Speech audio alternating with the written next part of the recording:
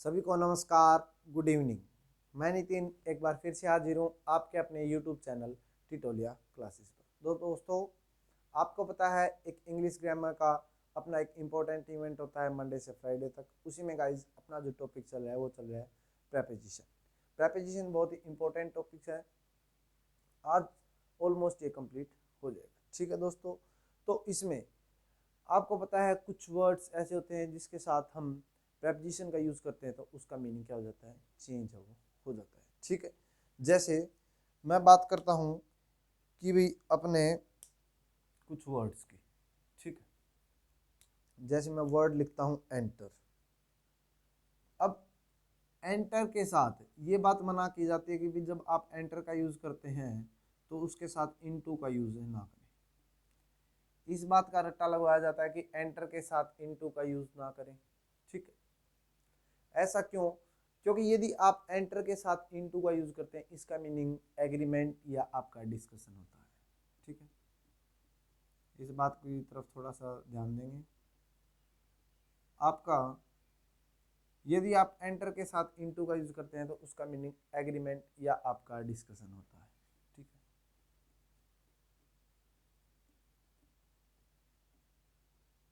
इस बात को थोड़ा सा ध्यान रखेंगे गाइस। ठीक है, इसीलिए हम एंटर के साथ इनटू का यूज नहीं करते। ठीक है, अब आपका आता है जैसे वेट। ठीक है, वेट के साथ आपको फोर का यूज करने से मना किया जाता है। ठीक है, वेट को यूज करते हैं जब आपका एक वर्ब की तरह ये यूज हो रहे होते हैं। जब आपका एक वर्ब की तरह काम करते हैं तो इसके बाद आपको फोर का यूज नहीं करने की मतलब मना किया जाता है कि भाई वेट के साथ आप फोर का यूज ना करें। अब ऐसे समझें तो दोस्तों बात यह है कि बहुत बड़ी एक लिस्ट आती है जिससे अपने को ये पता चलता है कि भाई ऐसे तो याद नहीं किया जा सकता कि वेट के साथ फोर का यूज ना करें, एंटर के साथ इनटू का यूज ना करें। तो ऐसे बात करूं रीच के साथ एट का यूज ना करें तो लिस्ट है वो बहुत बड़ी बनती है। तो कहने का मीनिंग क्या है, यदि आपको डायरेक्ट व्हाट का आंसर मिल रहा है या हुम का आंसर मिल रहा है तो आपको यूज करने की जरूरत है नहीं। ठीक है,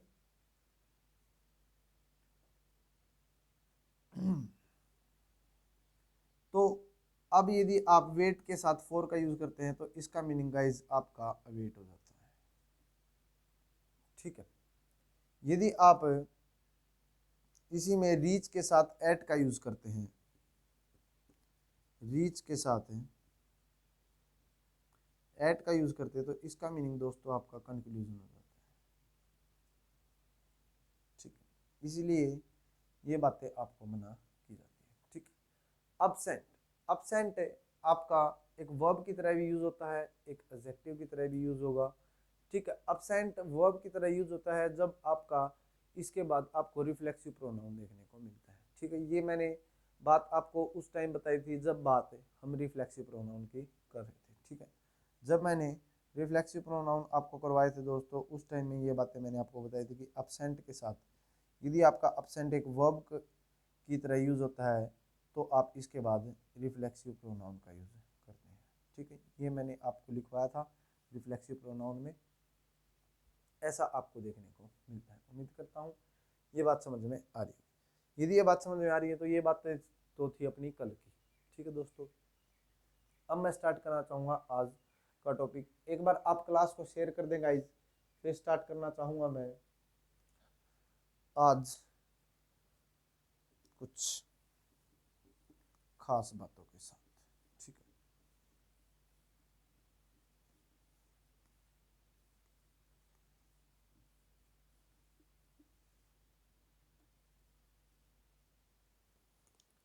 शेयर कर दें एक बार शाबाश क्लास को।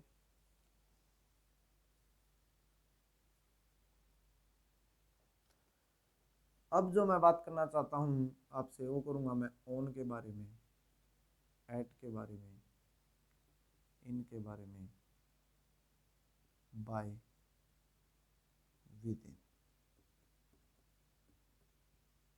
ठीक है गाइस, ये आपका डिस्कशन अभी करना चाहूँगा। ठीक, तो बात ये आती है कि भी आपको टाइम, अब मैं टाइम की बात करना चाहूँगा, ये टाइम के बारे में आपसे डिस्कशन करते हैं। डिस्कस तो प्रेपोजिशन में इसका अलग अलग जगह यूज है। तो इसमें अब मैं टाइम की बात करना चाहूँगा, ये आपका लास्ट है। तो ऑन की जब मैं बात करता हूँ आपसे, डिस्कशन जब ऑन का किया जाता है गाइस, तो आप ध्यान रखेंगे कि भी ये एक स्पेसिफिक डे को बताने के लिए यूज किया जाता है, ठीक है, एक स्पेसिफिक डेट को बताने के लिए यूज किया जाता है। क्या बोला मैंने? एक स्पेसिफिक डे को बताने के लिए, या एक डेट को बताने के लिए, किसी ओकेजन को बताने के लिए भी, ठीक है, यूज किया जाता है। जैसे मैं बात करना चाहूँ, आप लिखते हैं जैसे ऑन मंडे, ठीक, आप लिखते हैं जैसे डेट की बात करूँ ऑन 15 अगस्त,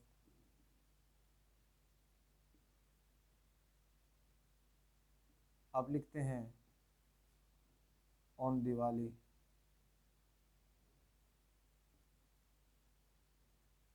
या आप लिखते हैं ऑन बर्थडे। जो भी ऐसे जो आपके एक फिक्स डे को, फिक्स डेट को, या आपके एक ओकेजन को बताया जाता है, उसके लिए हम इसका यूज करते हैं। कुछ ऐसे भी इसको बताया जाता है कि इन का यूज सबसे बड़ा होता है, ठीक है, उससे छोटा आपका ऑन होता है, और आपका एक एट होता है, ठीक है। एट का यूज जो हम करते हैं वो आपका एक स्पेसिफिक टाइम को बताने के लिए किया जाता है, ठीक है। यदि आप एक बिल्कुल ही स्पेसिफिक टाइम की बात करते हैं तो आप किसका यूज करते हैं? स्पेसिफिक टाइम के लिए आप यूज करते हैं एट का। जैसे मैं लिखूँ eight 5 o'clock, eight 9 AM PM, ठीक है। तो ये आपका एट का यूज इस टाइप से किया जाता है। उम्मीद करता हूँ ये बात सभी को समझ में आ रही, ठीक है। ये तो आपका बताया जाता है ऑन और एट में। अब बात आती है इनकी, कि भी ये बोला जाता है कि इनका यूज हो थोड़ा सा बड़ा है, मतलब ऑन और इन से कंपैरिजन, एट से कंपैरिजन करें तो ये बोल रहे हैं कि भी इनका यूज हो वो थोड़ा सा क्या है, बड़ा है। जैसे मैं बात करता हूँ, कौन सा मंथ चल रहा है अभी आपका? दिसंबर, ठीक है। तो दिसंबर चल रहा है, तो जैसे इसमें स्टार्टिंग से 1 2 3 15 16 30 और 31, ठीक है। ये मैंने जैसे आपके लिए क्या लिखा, टाइम है, मतलब ये एक कंप्लीट मंथ है वो बन रहा है, ठीक है। अब मैं इनका डिस्कशन थोड़ा सा कर रहा हूँ आपसे। तो इसमें जब तक कि, अब मैं बात करता हूँ कि भी इनकी, तो आप इसमें जब तक की बात करेंगे जब तक आपका मंथ है वो कंप्लीट नहीं होता, हो जाता। जैसे इसकी बात मैं एक सेंटेंस से करना चाहूँगा, आपको अच्छे से समझ में आएंगे ये तीनों बातें। ही विल कम है, he will come here, he will come here in January,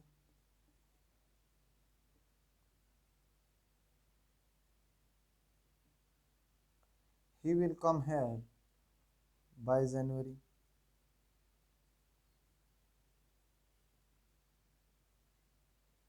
या मैं लिखूँ he will come here within January।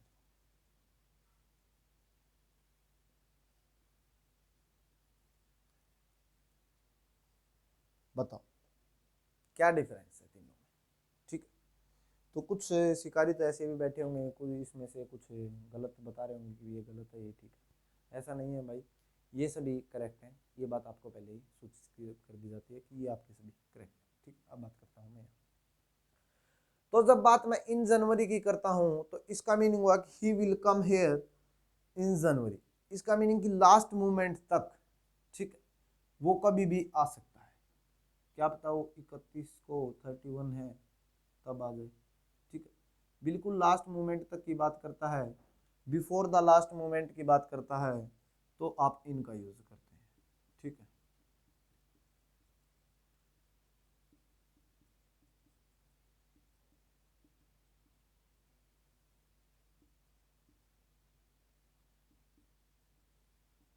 ठीक है, तो आप किसका यूज करते हैं, बिफोर द लास्ट मोमेंट, तो आप इसका यूज करते हैं। कहने का मीनिंग क्या है, फरवरी स्टार्ट होने से पहले, ठीक है, रात के 11:59 तक कभी भी, ठीक है, जब तक नेक्स्ट डे स्टार्ट नहीं होता वो कभी भी आ सकता है। He will come here in जनवरी, ठीक है। अब इस बात का तो मीनिंग था ये। अब बात करते हैं बाय जनवरी। अब इस बात का क्या मीनिंग है, जब आप फॉर्म फिल करते हैं तो उसमें टाइम जो लिखा होता है आपको इन या विद इन नहीं लिखा होता, वो आपका एक बाई से वो होता है, ठीक है, टाइम आपका आगे डिनोट होता है। इस बात का क्या मीनिंग है कि आपका जब आप बाय से टाइम को बताते हैं तो आपका एक लिमिट होती है उसमें, ठीक है, एक लिमिट होती है, एक रिस्ट्रिक्शन होता है कि भी इसके बाद ये काम आप नहीं कर सकते, ठीक है। तो इस बात का मीनिंग है कि ही विल कम हेयर बाय जनवरी, इसका मीनिंग वह सिर्फ जनवरी में ही आएगा, जनवरी के बाद तो वह नहीं आएगा। इस बात का मीनिंग हुआ ये कि भी इस बात से श्योरिटी है कि भी आ सकता है, तो उसके टाइम है, एक फिक्स टाइम, एक लिमिट है उसके पास कि भी इस टाइम में आ सकता है, इसके बाद वो नहीं आ सकता, ठीक है, कोई भी रीजन हो सकता है। अब बात करता हूं मैं लास्ट पॉइंट की अपने, लिख रखा है he will come here within January. अब इस बात का मीनिंग क्या है कि भी आपका स्टार्टिंग से, जनवरी के स्टार्टिंग से और आपके एंडिंग तक, वो आपको 1 तारीख को भी आ सकता है, वो आपका 15 तारीख को भी आ सकता है, वो 31 को भी आ सकता है। तो इसमें क्या है कि दोस्तों एक स्टार्टिंग से एंडिंग तक का उसने एक टाइम बताया कि भी इस टाइम में उसको आ जाना चाहिए, ठीक है, या आएगा, इसके ऊपर कोई रिस्ट्रिक्शन नहीं है कि इसके बाद नहीं आ सकता। बट इससे जब आप बाई के साथ एक टाइम का यूज करते हैं तो इसका मीनिंग आप किसको बताते हैं कि आपका इसके बाद ये काम है नहीं होगा, ठीक है। तो ये बातें मैंने आपको टाइम के लिए बताई कि भी कुछ इनका इस टाइप से यूज होता है, ठीक है। एक बार इनको नोट डाउन करेंगे, फिर आगे डिस्कस करना चाहूंगा मैं आपसे। Very good.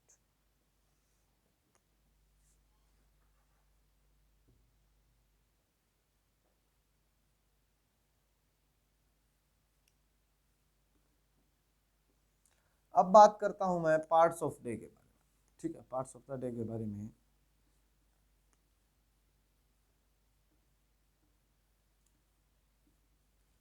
जब पार्ट्स ऑफ अ डे की बात करता हूं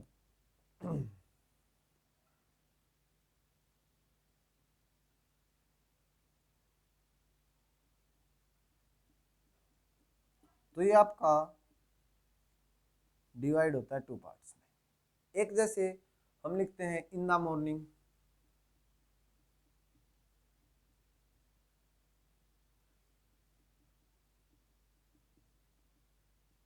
इन द इवनिंग,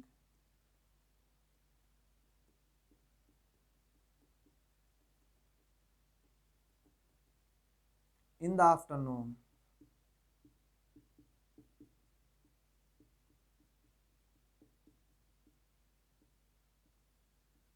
इस टाइप से यूज करते हैं, ठीक है।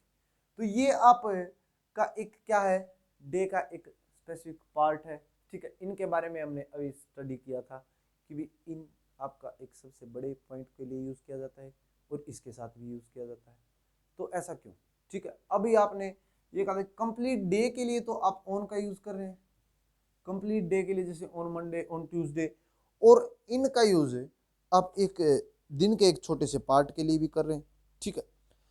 तो जब आप इस बात को देखते हैं, ठीक है, कि भी ये आपका क्या बता रहा है कि बिफोर द लास्ट मोमेंट, जो मैंने अभी आपको बात बताई थी कि भी अब इन द मॉर्निंग का मीनिंग है जब तक मॉर्निंग खत्म नहीं होती उस पॉइंट तक की बात करें, जब तक शाम आपकी खत्म नहीं होती उस पॉइंट की बात करें, जब तक आपकी दोपहर खत्म नहीं होती तब तक की बात कर रहे हैं। तो ये बात तो आपकी बताई जाती है कुछ इस तरीके से, ठीक।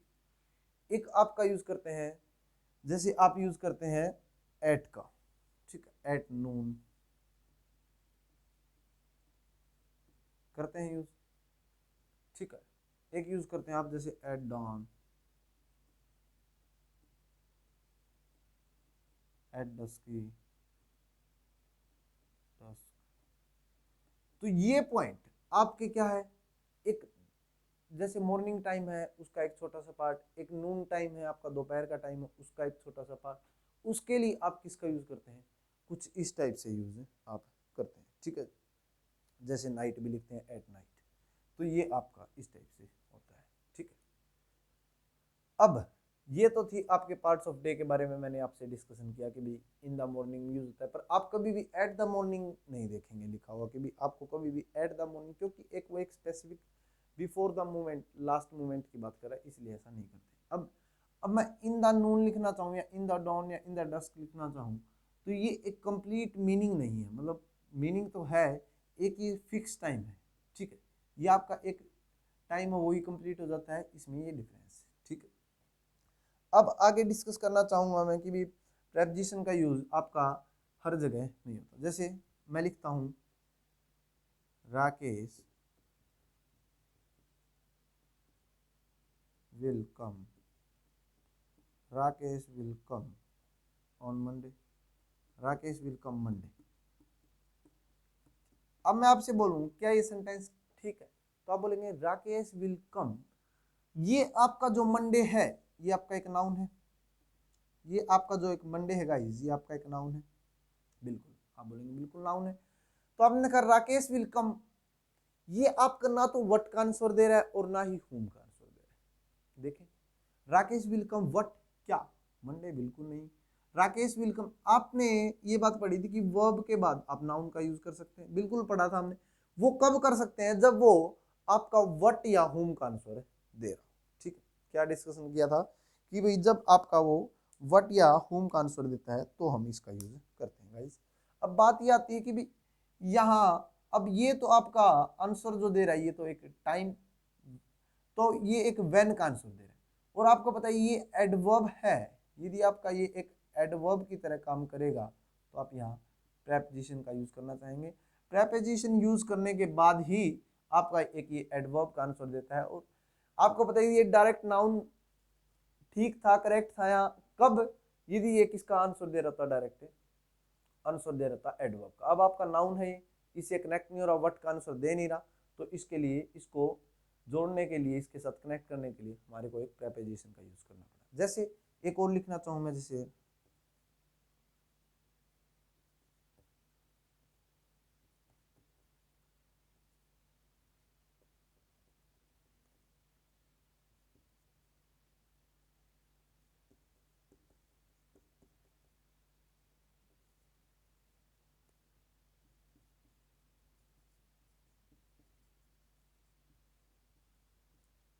अब ये तो आपका करेक्ट होगा, इसमें तो कोई दिक्कत नहीं होनी चाहिए, करेक्ट है ये आपका। राखी केम ऑन यस्टरडे, ऐसा लिखूं तो मैं करेक्ट है।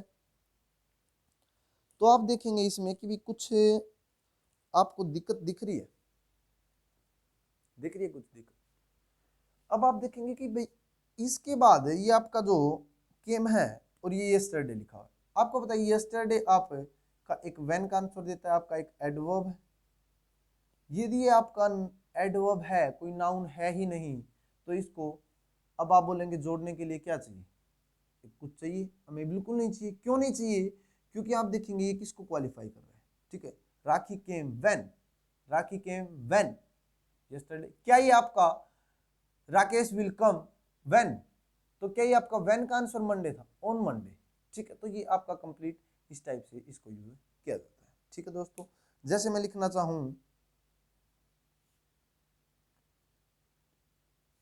सी will come, she will come on every Monday,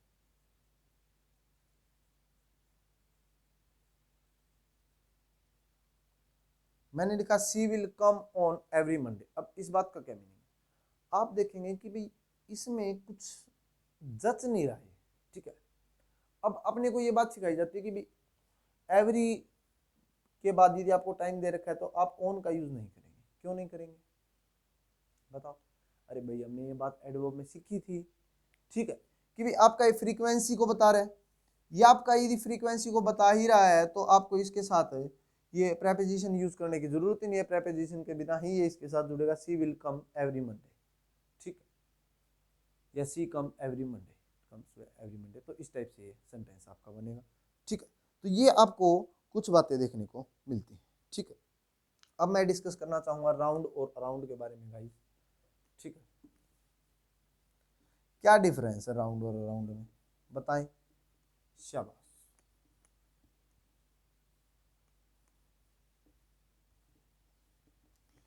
round और अराउंड के बारे में डिफरेंस बताएं।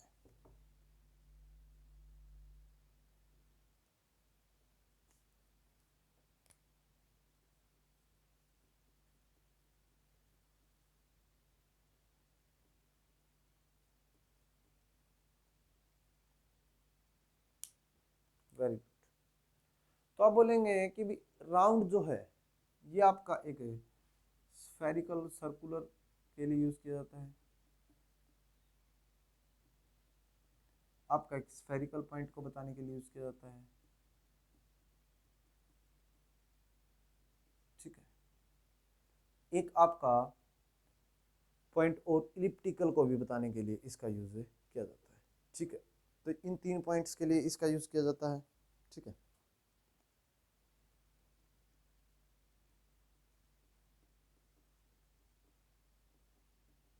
अब इनके लिए आपका राउंड का यूज किया जाता है कब, जब बात ये हो सर्कुलर की हो, स्फेरिकल की हो और आपके इलिप्टिकल की हो। ठीक है, एक क्वेश्चन लिखता हूं मैं आपके लिए। अर्थ मूव्स डैश द सन, इसमें आप क्या फील करेंगे। ठीक है, फिर बात करते हैं अराउंड की। तो अराउंड का यूज आपका किया जाता है अप्रोक्स के लिए,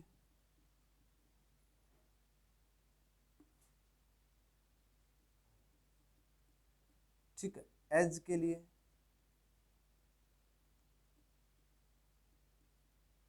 या हेयर एंड देयर के लिए।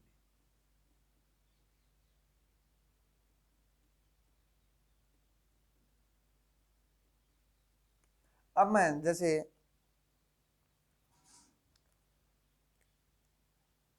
ये आपका एक पार्क है, ठीक है, इसमें एज ये व्यक्ति बैठे हैं। अब मैं बोलूं कि भी ये व्यक्ति किस टाइप से बैठे हैं, ठीक है, तो आप इसमें क्या आंसर देंगे।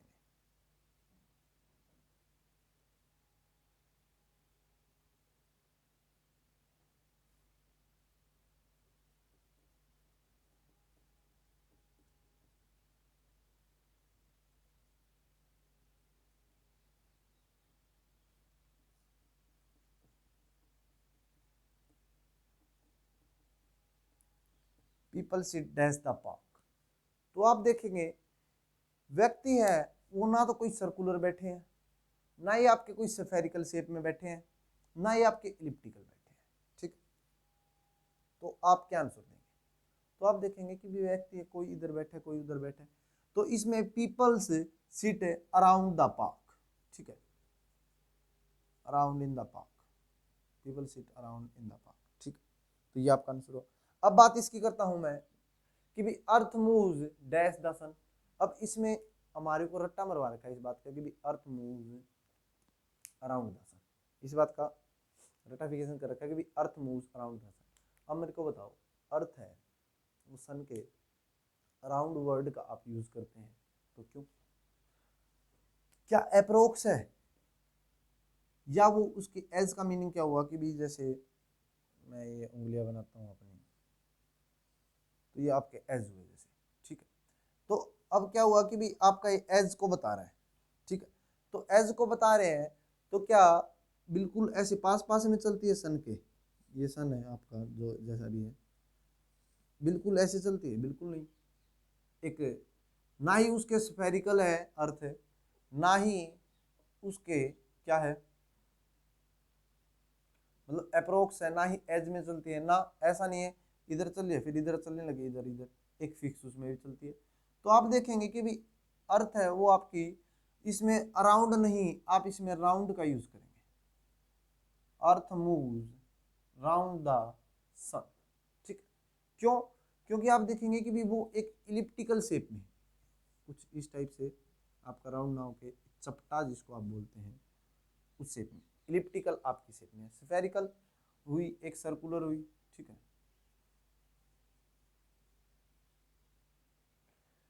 तो ये आपका राउंड और अराउंड में एक डिफरेंस है दोस्तों, जो आपको देखने को मिलता है कि भी कुछ क्वेश्चंस इसके ऊपर भी देखने को मिलते हैं। PQRS वाले में भी इसका प्रेपोजिशन का बहुत यूज मिलता है। तो दोस्तों इसी के साथ अपना टॉपिक ऑलमोस्ट कंप्लीट होता है, ठीक है। प्रेपोजिशन का दायरा छोटा नहीं है, इसको बिल्कुल ये बोले कोई कि भी हाँ मैं कंप्लीट प्रेपोजिशन करवा सकता हूँ, वो एक बेवकूफ़ी की बात कर रहे हैं, ठीक है। तो इसी के साथ अपना टॉपिक कंप्लीट होता है ऑलमोस्ट, ठीक है। तो मैं नितिन आपसे अलविदा लेता हूँ। यदि आपको क्लास पसंद आई है दोस्तों तो क्लास को लाइक करें, चैनल को सब्सक्राइब करें, चैनल पर नए हैं तो वीडियो को शेयर करें दोस्तों, और बेल आइकन को भी प्रेस करें ताकि आपको नोटिफिकेशन मिलती रहे। इसी के साथ मैं नितिन आपसे अलविदा लेता हूँ। आज के लिए इतना ही। जय हिंद, जय भारत।